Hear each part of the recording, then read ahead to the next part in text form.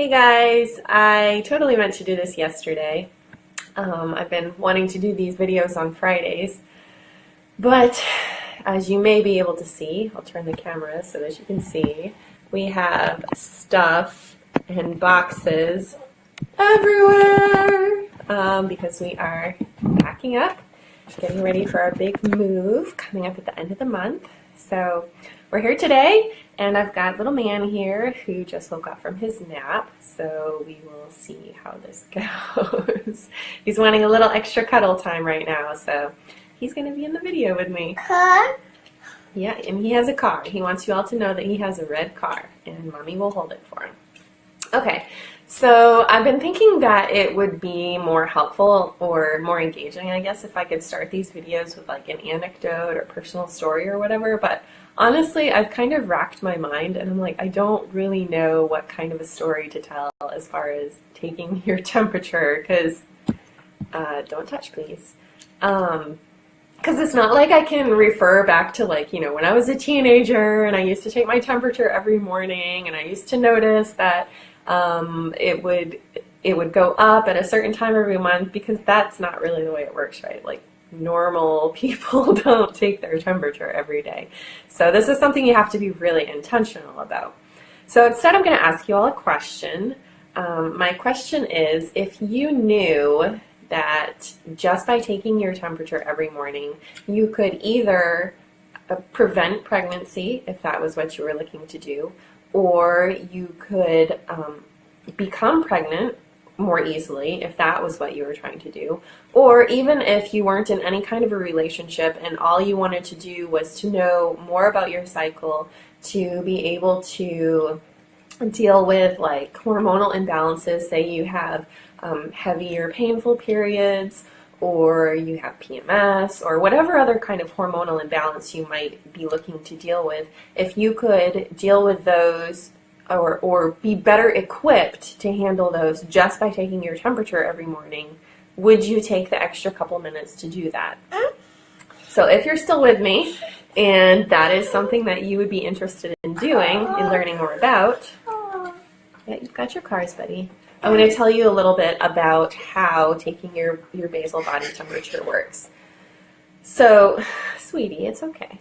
It's okay. So the first thing that you need to know is that your basal body temperature is a little bit different from like a fever temperature.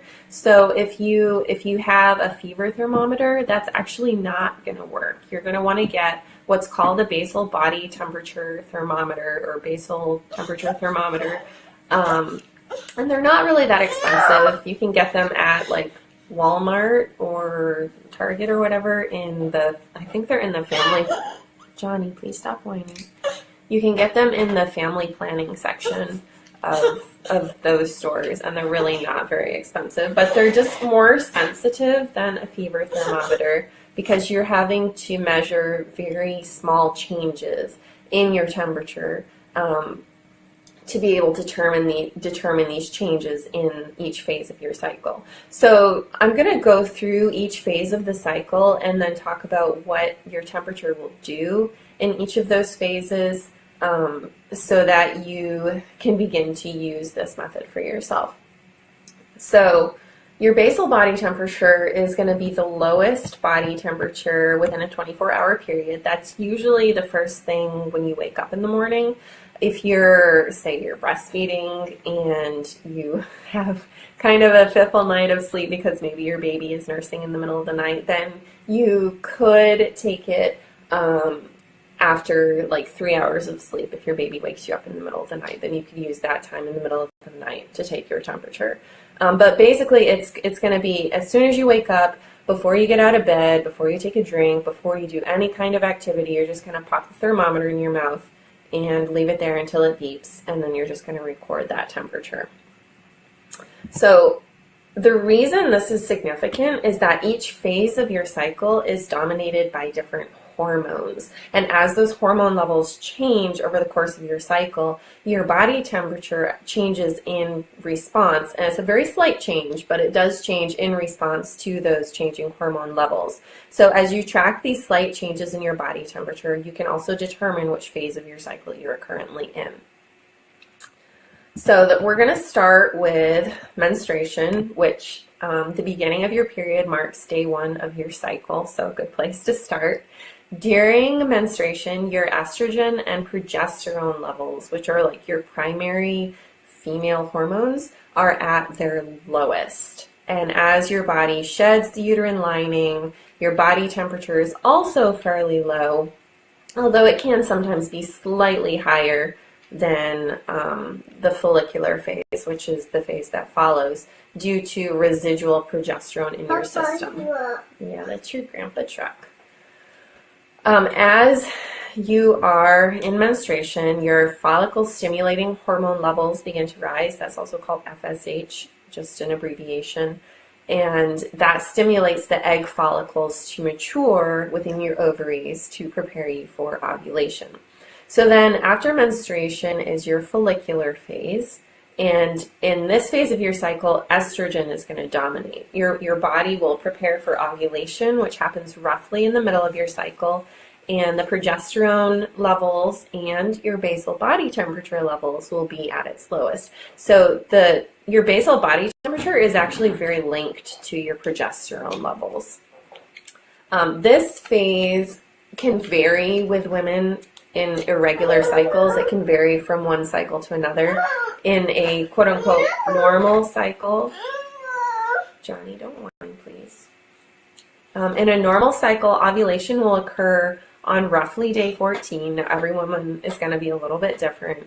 Ovulation that occurs very much later than that could be an indicator of a hormone imbalance, such as low estrogen or low FSH, or it could simply be due to stressors. Your body will actually respond to stress by delaying ovulation if that stress happens like in the follicular phase of your cycle, because your body says, oh, we're under a lot of stress. We're probably not in a good situation to make a baby right now. So we're going to hold off on releasing an egg, which I think is really fascinating that our bodies behave that way.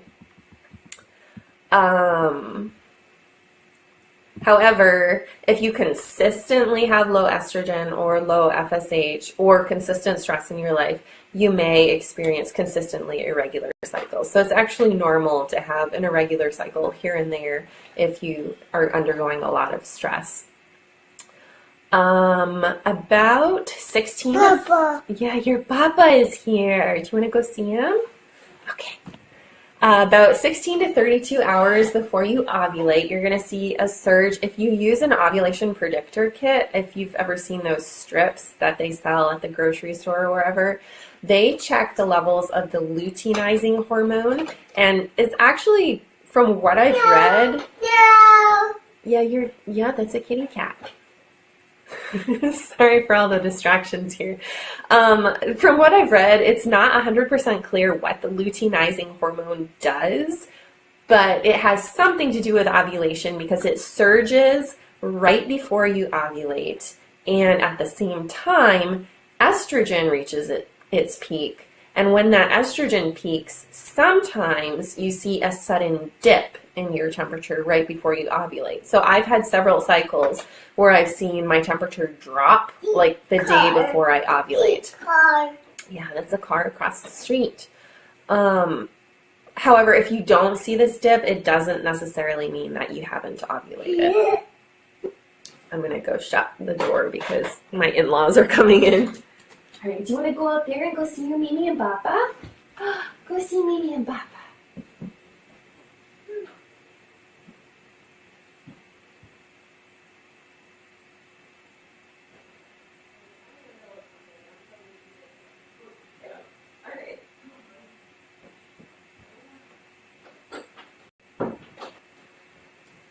Okay, I'm back. Sorry about that. I had no idea they were going to be here. But they can watch the kids, so we're all good. No more distractions. Okay, so moving on to the luteal phase. This occurs immediately after ovulation and continues until your next period starts. So the most accurate indicator of ovulation is the temperature rise that occurs immediately after ovulation has taken place. And this is due to, remember I said before that your temperature is pretty well linked to your progesterone levels. So when your progesterone level rises, your temperature rises, and that will indicate to you that you have ovulated. So, excuse me, you're usually going to check for 3 days where your temperature is at least 0.2 of a degree higher than the previous 6 days of temperatures. And that is going to be an indicator to you that you've ovulated. So your temperature will stay higher, that roughly 0.2 of a degree or more above your follicular phase, until you reach menstruation. So ideally, if you're not pregnant, this phase will last approximately 10 to 14 days. And at the end of this phase, the progesterone will drop. It will cause a drop in your temperature, and menstruation will begin. So often your temperature will drop the day that that menstruation begins. So when you see that temperature drop, okay, you better be prepared. Now, it doesn't always happen this way, but very convenient when it does. A shorter luteal phase, if it's shorter than 10 to 14 days, that could indicate low progesterone, so that would be something you'd want to have looked at, or you would want to try natural remedies to try to boost your progesterone levels.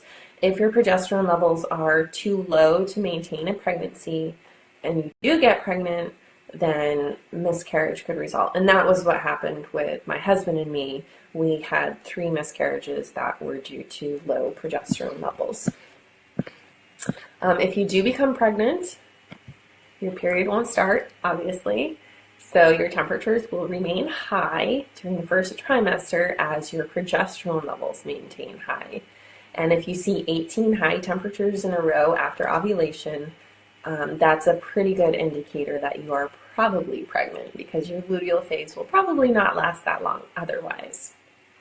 So if you are using the Fertility Awareness Method, your basal body temperature, to prevent pregnancy, you will want to consider the first 5 days of your cycle as being pretty safe, just based on when you could ovulate. Ovulation is not going to occur any earlier than day 10 of your cycle, so those first 5 days are considered safe or non-fertile days. And then after day 5 of your cycle, you're going to consider that to be potentially fertile. Probably not, but potentially, because you just won't know until after you ovulate when exactly you're going to ovulate.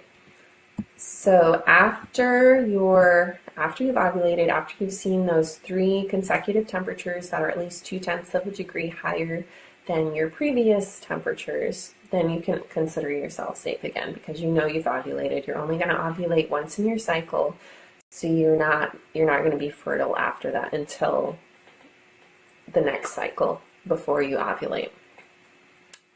Once you understand how basal body temperature works, you're ready to start using it to prevent pregnancy or to conceive, and at the very least, as I discussed at the beginning, to begin understanding your specific female cycle.